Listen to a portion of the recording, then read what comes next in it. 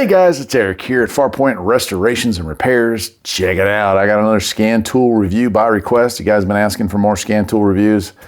I thought I'd covered them all, but apparently not. Time to take a look at this one, the Thinkscan 662.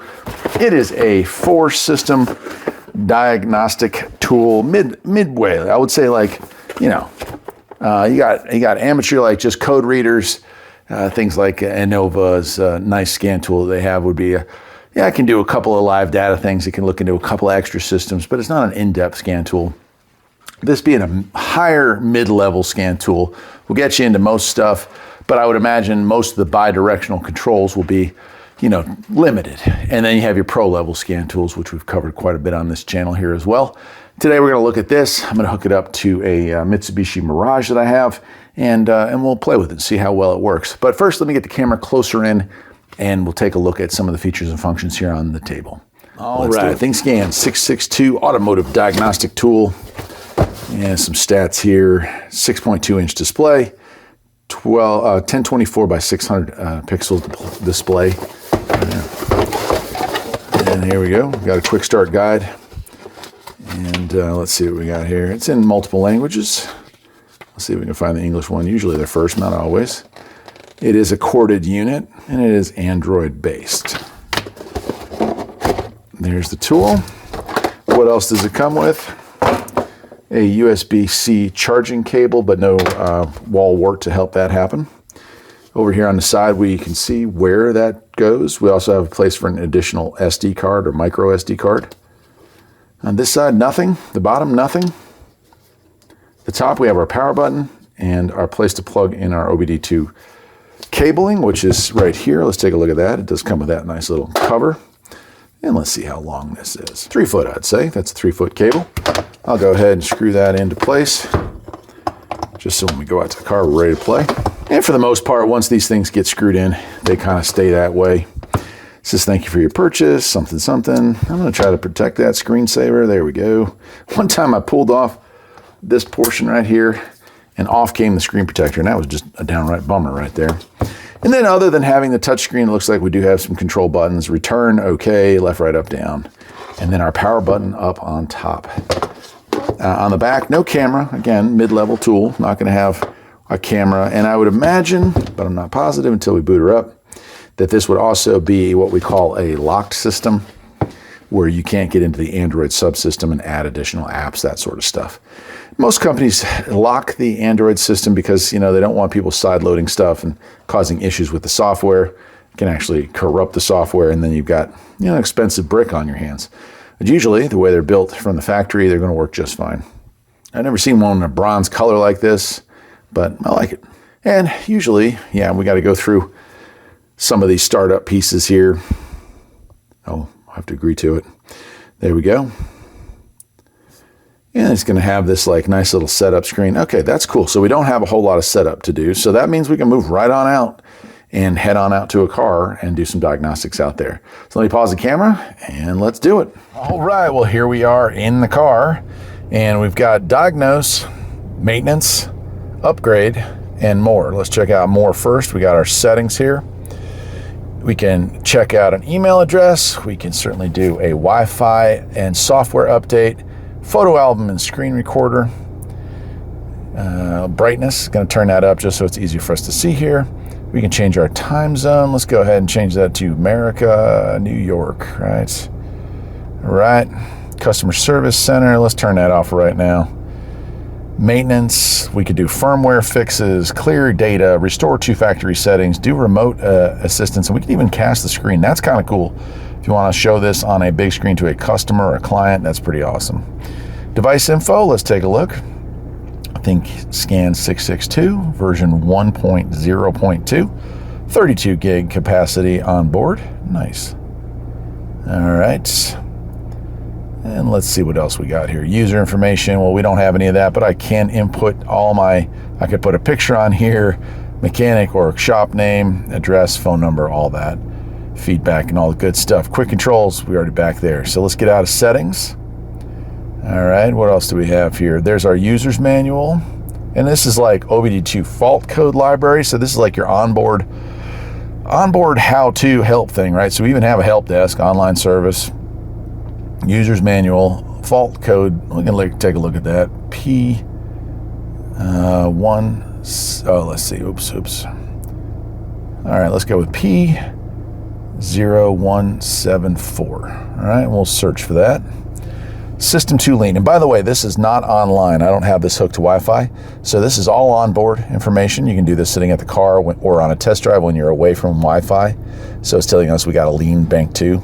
Cool. And then, of course, it does have Google search. So you do have some limited Android functions. You can go use this as a Google, for like if you want to go out on the web to verify stuff or look up stuff. All right, coverage list. Oh my gosh, tons, right? Okay, we don't have the network up, but that would be, I would imagine, most vehicles, especially if you're in the United States. I can't imagine a vehicle that was not covered.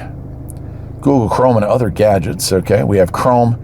If they're going to add anything else, this is where you would find it. Remote assistance. And here it is in like a list format instead of an icon format. Same thing. And I remember this from one of their other tools. All right, upgrade, vehicle diagnostics, download, install the latest versions. Same thing with maintenance software. Maintenance, let's take a look. ABS bleeding, airbag resets, battery matching, brake pad reset, DPF regen, throttle adaptation, gearbox learning, anti-theft key matching, injector coating, oil reset, steering angle reset, and TPMS reset, okay? And then if you go to here, it's going to give you that in the list format. All right, and then we get into diagnose, and that's pretty much where we're at. You can see here, there is basically the same things that are here in there as well. All right, but for right now, we're going to do auto search. Let's see if we can find it. It's going to try to find my car. It's a 2018 Mitsubishi Mirage ES. So let's see if it can come up with it. It sure did. Boom, just like that. So very quick on finding the car. And it's looking for the systems.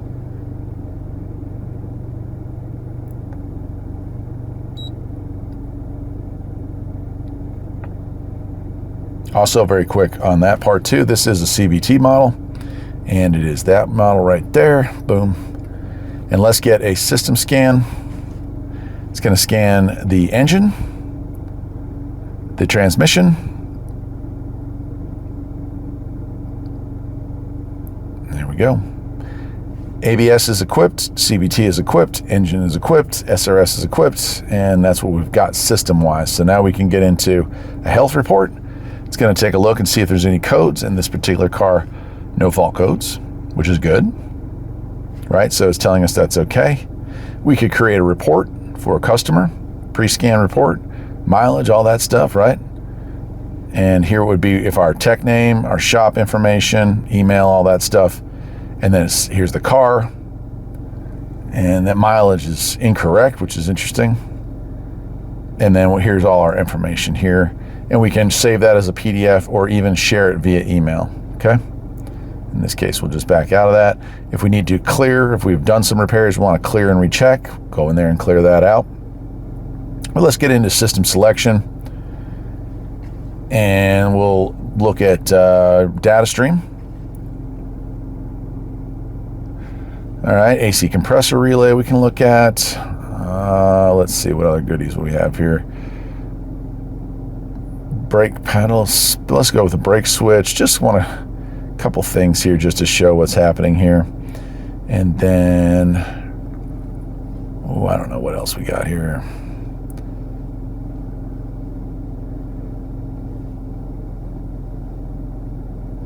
Yeah, whatever. We'll go with that. Okay. All right, so here we go. AC compressor. I'll turn on the AC, and it clicks to on. That was very instantaneous. I like that. I'm going to hit the brakes, right on and off. So snappy, very snappy, just with 4 on here. Calculated load is moving all over the place. Second I blip the gas, it's going crazy. And of course, you can change that to metric if you'd like. Nice. Okay. Pretty snappy, I gotta say. All right, we'll get out of that. Let's take a look. I can't actuate anything, but I can turn off injectors, fuel pump control, radiator fan high and low, AC relay, and oil control valve. So turning the fans on and off, that's a really valuable bidirectional control for this tool to have. I'm kind of impressed with that. That's actually a lot more as far as bidirectional than I thought I would come into here. So that's cool. Okay, let's get in and see. Let's take a look at our ABS, our brake system. And let's take a look at what kind of, let's data stream here, and let's take a look at what we got here. So engine speed. I'm not going to be driving around, so a lot of these won't happen. Master cylinder pressure, though, we can take a look at. We'll take a look at odometer because it had it wrong. Parking brake switch, maybe one more. Steering angle, perfect. Okay, engine speed. That's very good. Brake pedal pressure. Oh yeah, that's awesome. Now the odometer is reading correct, 36,426 miles. Parking brake says engage. Let me turn that off. And disengage and engage. And steering angle, I don't want to move it too much because we're screwing with the screen here, but there you go.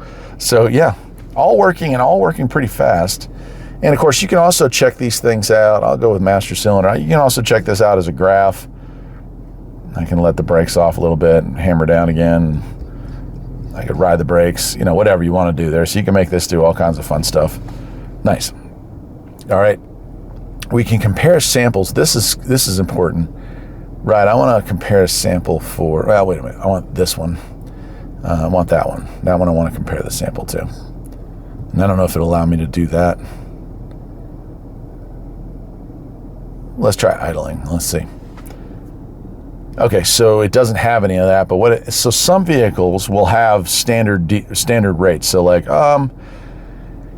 is the master cylinder pressure supposed to be 50 at a full stop with your foot off the brake? No, but if you're not aware of that and it was going to list that, you would have the ability to look that up and say, is that normal? And it would tell you what normal is. Does that make sense? And of course, we can save it. We can record it as we drive down the street, which is also very valuable so you don't get into an accident while trying to diagnose cars, because it's tough. You're looking off the road, trying to look at stuff when a car starts misfiring. You're looking at these numbers going, holy cow, what's going on? I've seen more than one tech have an accident. All right, let's back out of that. And last, actuation test. Let's take a look at that. So we can activate the solenoids for all of that. Looks like we can also manually turn on the stoplights on this. So pretty cool. Pretty cool. I like that. All right, let's get out of that altogether. And let's try the airbag. I'm not going to actuate anything, but I could take a look at data stream. It's just going to say, yeah, there's not really a whole lot there. Either you have it or you don't. I like it.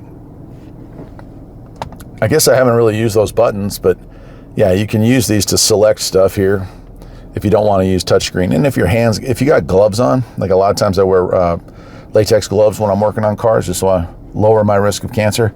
That'll allow you to, sometimes it won't be very tactile, and this would come in real handy for that. All right, programming and coding is interesting, so let's see what that does. And that'll probably wrap up this video, honestly. Okay, coding. All right, what do we got in the engine that we can code?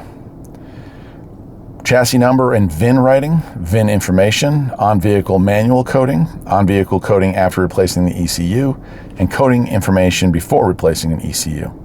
Very interesting. No, I do not want to do any of those things, but there you go. A lot of people ask about that. Well, this tool offers it. Yeah, so not a bad tool. Actually, I'm really impressed with the speed it operates at, and I think that it's a pretty cool tool when it comes down to having some features and functions that I guess I just don't think of mid-level scan tools having. But this one certainly does. I'll leave a link to where you can get this thing, and I'll see you next time. Take care.